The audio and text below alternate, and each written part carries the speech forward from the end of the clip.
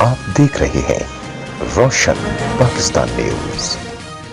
پاکستان کے وزیر اعظم نے دنیا کو دکھا دیا ہے جو اصل چہرہ ہندوستان کا اور جو کشمیریوں پہ ظلم کیا جا رہا ہے، اور بہت اچھے طریقے سے کشمیریوں کا کیس ریپرزینٹ کیا ہے۔ اور یہ میں ویلکم کرتی ہوں مقبوضہ جموں کشمیر کی عوام کی جو سینٹیمنٹس ہیں، جو دنیا کا سب سے بڑا ٹیرر سینٹر بنا دیا ہے ہندوستان نے، ٹارچر سینٹر ہے جہاں ہندوستان کی سب سے بڑی ٹیررسٹ فورس جو ہے وہ